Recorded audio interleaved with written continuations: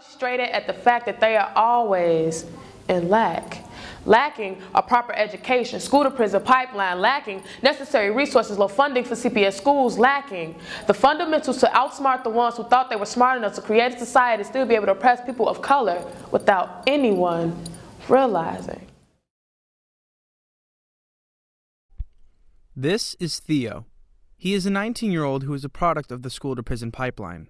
The school-to-prison pipeline refers to practices within our nation's schools that push at-risk children out of the classroom and into criminal justice systems through acts and policies that are zero tolerance towards in-school disobedience.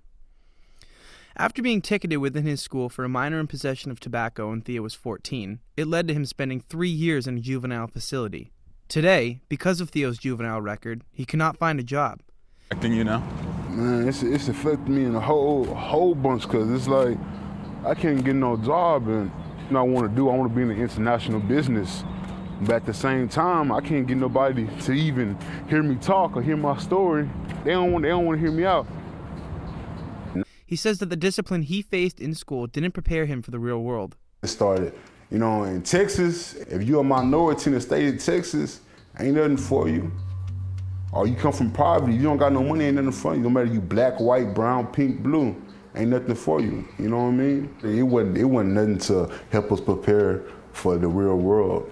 It helped us prepare for jail. In schools across America, the administration is adapting new zero-tolerance policies which involve students being suspended, expelled, ticketed, or even detained. Theo has experienced these zero-tolerance policies which led him to being expelled from school and pausing his future of receiving an education.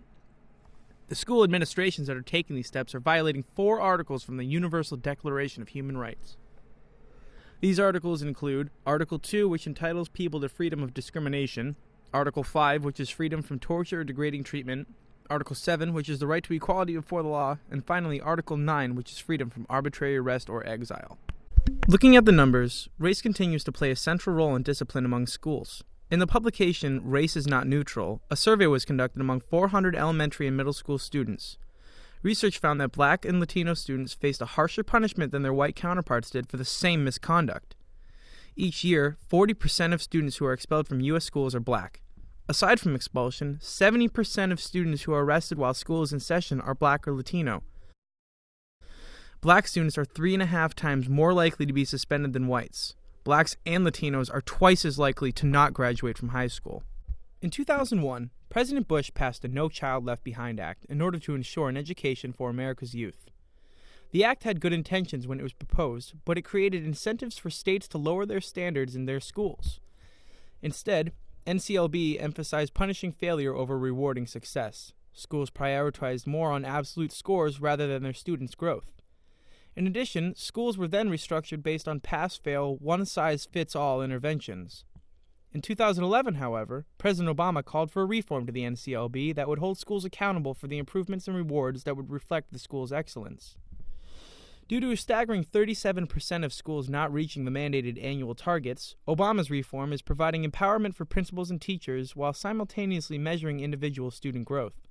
Most importantly, the system will be focused on schools most at risk.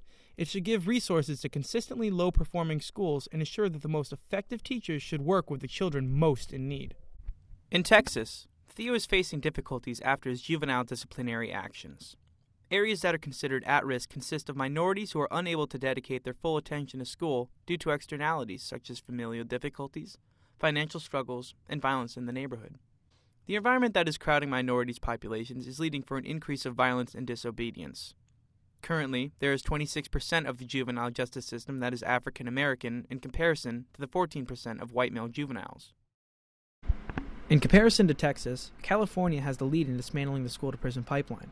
Los Angeles has been the leading city for finding solutions to this disciplinary epidemic. Parents and faculty have been unionizing in order to bond together to advocate for more effective disciplinary management with LA schools. One act that was passed through a parent-organized group was the Los Angeles Unified School District Discipline Foundation policy.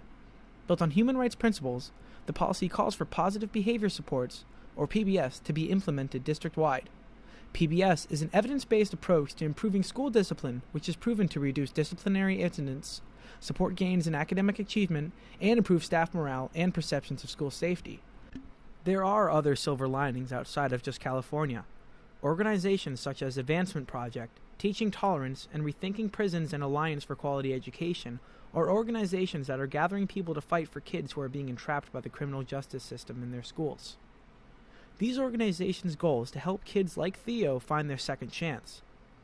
As of Thursday, December 9, 2015, President Obama was successful in his reform in shifting the power of the No Child Left Behind Act put in place by Bush to local governments under a new law named the Every Student Succeeds Act. This will help underachieving schools dictate how they respond to their testings.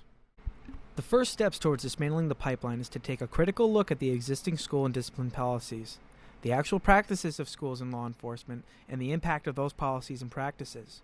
In the vast majority of cases, data demonstrates that the policies and practices seen in the school-to-prison pipeline have only been counterproductive.